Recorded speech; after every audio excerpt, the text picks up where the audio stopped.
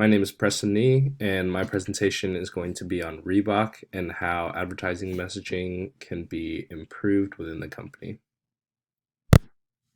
So, a bit of a company overview. Reebok was founded in 1958 in England, and since then has grown to become a leading athletic apparel and footwear company in the world. Reebok specializes in everything from personal activewear to shoes and has recently expanded into more of a streetwear branch. Some of Reebok's current brand partners include names like Conor McGregor, JJ Watt, Allen Iverson, and Reebok has also recently expanded to partner with celebrities such as Cardi B and Victoria Beckham. Reebok is also currently owned by apparel giant Adidas. So Reebok has a multitude of keywords and core values that represents them.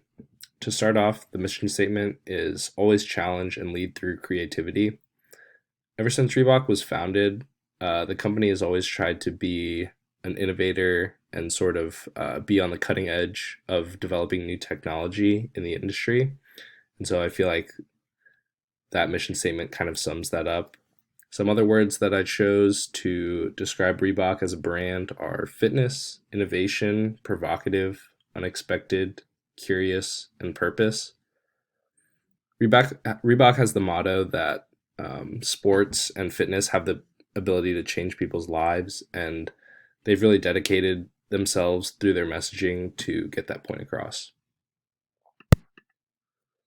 So, the main problem that we see with Reebok's advertising and marketing is that consumers can't tell if Reebok is trying to focus more towards being a sports apparel brand or focus more towards being sort of a fashion streetwear brand. And so, yeah, they're kind of struggling to establish an identity that connects with the newer generation of consumers. Right now, Reebok is kind of pursuing both of those paths at the same time, and it's kind of causing their intent in their image to be blurred a little bit. In the 80s and 90s, Reebok was one of, if not the biggest sports apparel brands in the world, and mainly catered to the personal fitness market with women as the main demographic. But as time passed, Reebok attempted to become more fashion focused and sort of lost their identity.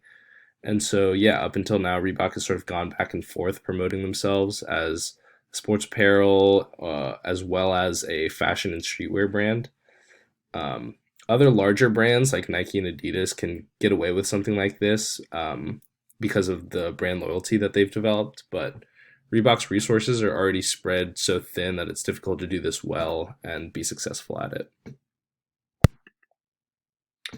So the objective for Reebok going forward is to establish an athletic apparel first identity that is in tune with market trends and is able to shift quickly and easily. With Reebok's focus being on athletic apparel, it'll be easier to pay attention to market trends and get a better feel of what their consumers want. The brands that Reebok once competed with and wants to get back to competing with, like Nike, Under Armour, and Adidas, all follow the same pattern. They first dominate the sports apparel market and then are able to branch out into more experimental trends like fashion and streetwear trends. Additionally, all of those brands that I just mentioned are incredibly efficient at knowing who their market is and what they want and being able to shift their products and messaging to fit that. So, Reebok's core message at this point is pretty straightforward. It's to be the best choice for personal fitness apparel at a reasonable price. So, this is an example of a target audience profile that Reebok would be trying to appeal to. Um, as you can see, based on these characteristics, it gets pretty specific. The reason why these characteristics were chosen is that this population is going to be still pretty focused on health and fitness as a priority in their life, but at the same time will have the disposable income to be able to spend on maybe some higher priced athletic apparel items. And so we feel is that if Reebok can sort of get back to the basics in establishing a strong consumer base with a pretty focused demographic, then from there they can sort of start to expand into trying to reach more diverse demographics in the future. So, as far as deliverables, these are some examples of where I think Reebok could go in the future. So, these are Instagram sponsored ads, and Instagram has a really large health and fitness community. A lot of people go on Instagram to either post fitness advice or get fitness advice from other people. And so we think that if we could sort of get some user info on where those posts are happening and get this messaging in front of on those screens, then it could be pretty effective. The main thing to focus on with digital ads is creating backlinks. So as you can see, links to that go back to the Reebok website. The more backlinks that we have included on our digital ads, the easier it's going to be for people who see those ads and interact with them to get to the Reebok website and make purchases. And so this is kind of something that's unique to digital advertising. I mean, there's not really any other form of advertising where you can go directly from seeing the ad to a place where you can be making a purchasing decision. So, in terms of digital advertising, this is something that we really want to focus on. And lastly, our third deliverable is going to be a billboard. So, as I mentioned in the last slide, with digital ads, we're kind of focusing on being able to make sure people can interact with the brand as easily as possible.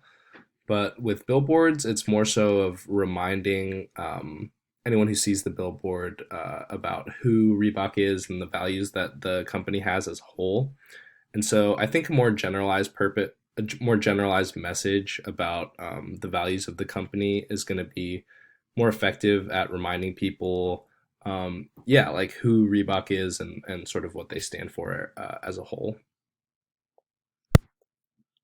So that's going to wrap up my presentation.